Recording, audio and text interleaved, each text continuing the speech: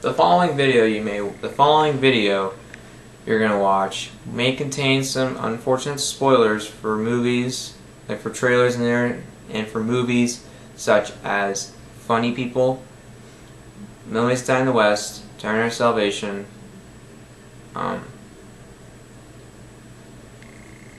Journey of Genesis. There are a couple spoilers in the trailers. There are a few spoilers, and the Watch Mojo video, the link with the link in the description below, is gonna have might have some films that you have not seen. If you don't want to know anything about certain trailers, like about certain things that happen in trailers and movies, don't watch the videos. Or you can just watch the video. You can watch the movies, then come back and watch these videos in the description below, and of course mine. For anyone who have seen some of these movies, or they don't care if they're getting spoiled, enjoy the video, and I hope you learned something from this. Hey guys, what is up? I'm here to deliver you a video relating to another issue I'm having today with Hollywood's decisions involving movies. Now, today I complained. Today I complained about what? I was arguing over the question: why do they approve and produce bad movies? I mean, sure it keeps fanboy flicks in business. Don't get me wrong on that. I don't think I've said that, but it's just kind of stupid because I don't want to see a bad movie. There's a lot more people that have more. There's some people that are passionate in filmmaking and want to make a good film and give us a good experience in the movie theater. This is all, yeah. But a big issue is sometimes, and also there are times where we have such high expectations that we feel disappointed, and sometimes it doesn't relate to the film itself, but sometimes to the marketing. Also, a film is marketed poorly, or just overall, our movie experience is ruined because of marketing, involving a trailer, ad, or whatever the hell. This is my biggest issue with Hollywood today. Not only just approving bad movies, but sometimes approving bad movies. They also there are issues with marketing movies. See, I mean, when we see movies like, see, the thing is about trailers today, now these days they want to give so much away.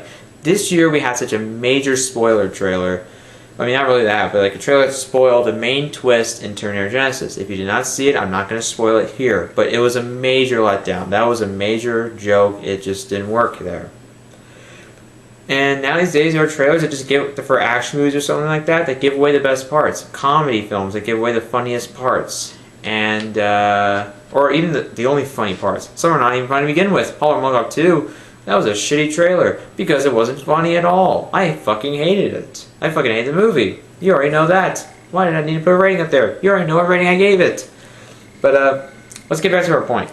A lot of trailers these days seem to spoil a lot of things about the movies. They give away all the big points in the movie. They give away the best parts. And sometimes they hype you up too much. Now here's an example of a trailer of a movie being marketed that could have been marketed poorly, but in a way was not, mostly due to the way the film was produced. That is Mad Max Fury Road. I was just loving all the trailers. Especially the Retaliate trailer, which was the last one before the release of the movie. I was watching it over and over again, and really, it didn't mismarket the movie to me. Most of the movie is a big action big chase. There are times where it slows down a bit for some character and some emotion and a bit of story in there, but mostly it's a lot of action and a lot of tension and suspense. This trailer marketed the movie right and gave away a lot of big things, but it treated them almost kind of lightly because they were only specks of what we were going to get in the movie theater with all this insane action and just how long it would go, and for some reason I didn't find it boring. I fucking loved it. You know what rating I'm going to give it. Yeah, I still show it though. Force of habit.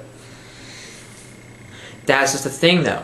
That movie was marketed right. See, they offered up all the insane parts of the movie. They kept showing them all over again, but yet it still kept me hyped for it because it just looked awesome. Like all the big action set pieces, the massive cinematography, the use of explosions, the cast, the crew involved. Also that cool sandstorm, and Nicholas Hoult said, "Oh, what a day! What a lovely day!" Seriously, I mean, it's just all those small parts that didn't give away too much of the plot or the characters, yet still offered up a lot, and while it did show a bit of cool parts, those were only small specks of what the film offered. So really, while it does feel a bit like the trailers that we get today, for the film, but for the film that it was marketing, that's probably the best trailer they could do, and probably the best one they ever did. See, now here's the problem with these days now. Sometimes a lot of action films just give away all their big set pieces, like show glimpses of it in the trailers and showcase all the fun you're going to have, and sometimes set you up for disappointment. And sometimes trailers just want to spoil a lot of things. Tomorrowland was an example of films that had such vague reveals. They didn't really reveal anything in the trailers. Very vague, like I said so many times before. And yeah, while the film was a little disappointing, mostly I was only really excited because it was the crew involved, the idea behind it, the originality. Yes, it was based on a theme park ride, but it was kind of original. I was a little disappointed. Still gave it 3 out of 5. You know, more good than bad. But the big problem I have with that is that the trailers, they were hyping it to be something really good, and unfortunately, the trailers did a good, well, not that. The film, unfortunately, didn't do the trailers justice.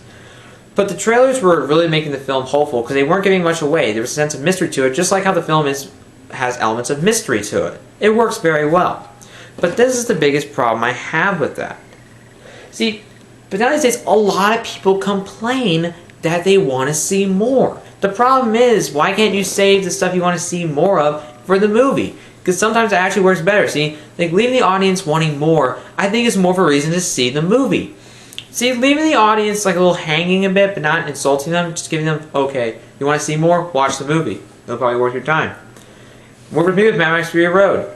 But it kind of also is but it's also that it just leaves sometimes you want to see more. I gotta charge my camcorder. Hold on a minute. See, but when you but you understand what I'm talking about. Do you want to do? Oh, see, they are marketing a film correctly. Tomorrowland was doing that in the right way by giving away very little details.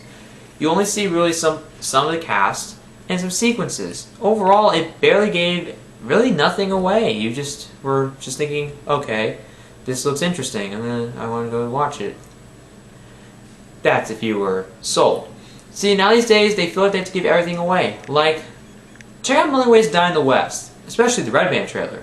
They gave away so many funny parts in that movie. Hold on, man, I gotta start charging this thing.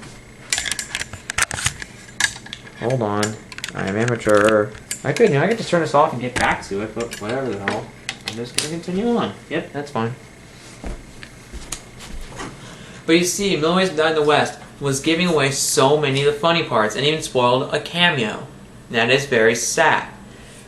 Because really, you know, that's a comedy from Seth MacFarlane. The guy's funny, and the movie isn't all that funny without those other parts. And the movie is just not all that funny. You can laugh a couple times probably. You'll probably enjoy some sequences. They gave one thing I can say that was positive is that they gave away only probably a few seconds of the mustache song. They didn't even show the mustache. They didn't even show the music to that song.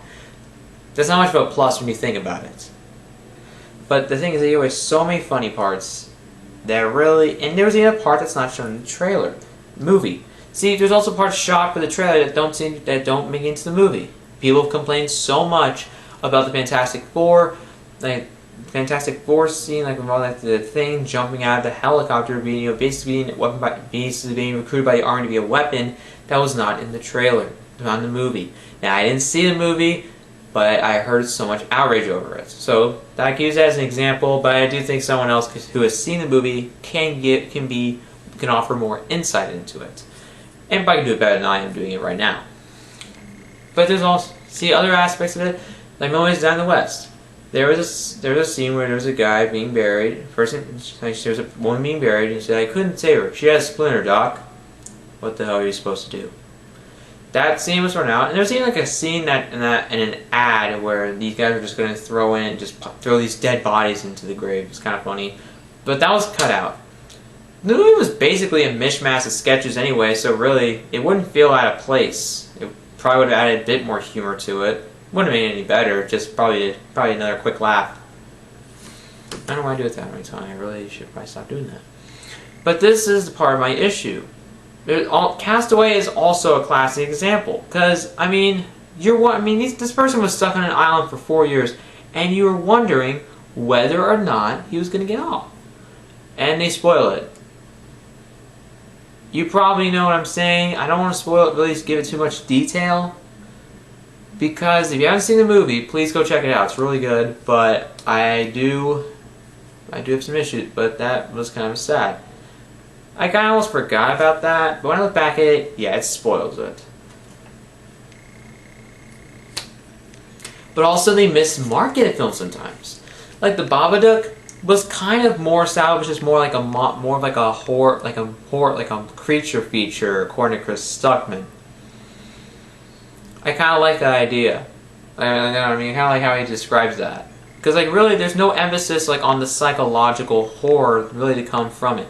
Now, the trailer, in my opinion, on its own, it's actually not too bad. It's actually really good. It really sets up the film and sells it. But the problem is the way it's marketed is wrong.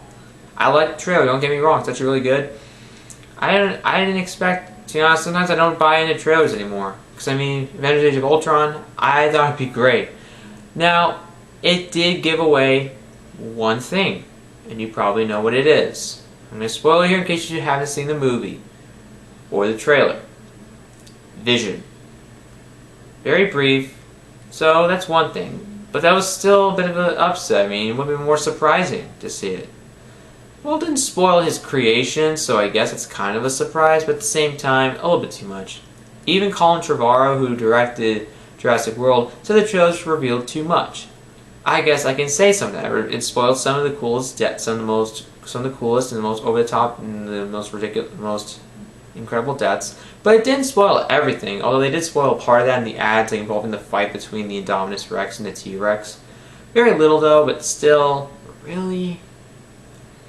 Still some cool parts being spoiled in the trailers.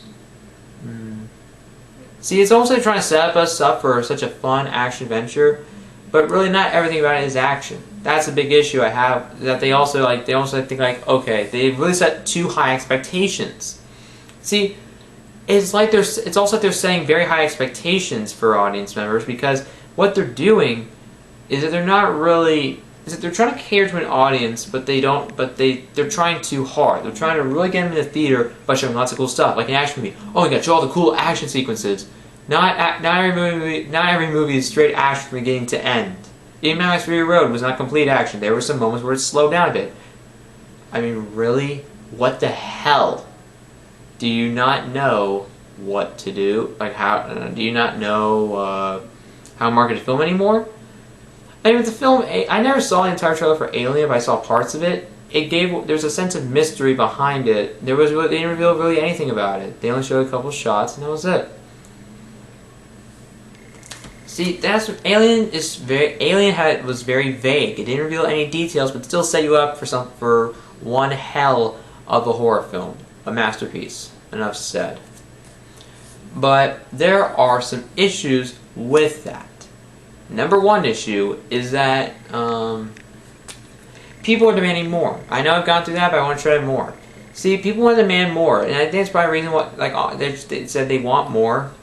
They'll give them more. It's like they're really catering to their audiences, but the problem is, I think it was condescending, I think that's how you pronounce it. I think that's how you use the term. Comment below if I'm using it wrong, or if there's another term that kind of describes that. The problem is they're kind of almost catering to the audience in the wrong way, because they're giving them more stuff, and really giving them too much stuff is a bit of an issue. Also, another reason, this is one concern I have, and I hope this is not the case. Did they give away all the best parts in the Deadpool Red Band trailer? I really hope they didn't. Sure, I can't stop watching the trailer over and over again. The jokes never get old. It's always funny, and I will still laugh in the theater. But are they giving away the best parts? I really hope they're not, because there's so many great things to love in that movie. Because, this is an issue. I think trailers are ruining movies. This is a question that many people will ask over and over again. And many people have, and they've done videos on it. And I'm one of those people who did it too. Because I really am concerned over this. What the hell? Also another trailer I want to talk about for funny people. You probably saw this on, you probably saw this on a Watch Mojo video. I'll put the link to that also in the description below. top 10 trailers that ruined the movie. Now, what they recommend, one of them was Funny People. See, this is the biggest issue I have with that. Even though I did enjoy it, even though I thought the movie was more good than bad, I gave it like, probably like a 3. I mean, I'd probably go like a 3, 3.5 out of 5. The biggest problem with that trailer is it did spoil one of the plot developments, and that wasn't right. See, it's also, you had concern for Adam Sandler over his cancer, and when they reveal it, it's just kind of a slap in the face. If you haven't seen that movie, sorry. Please go on. Please check. I mean, please don't watch. If I'm spoiling anything for any movies, please don't. I might spoil movies. I'll put a warning to that in the description. The warning that is also in the description. I mean, there's nothing else for me to say other than the fact that, yeah.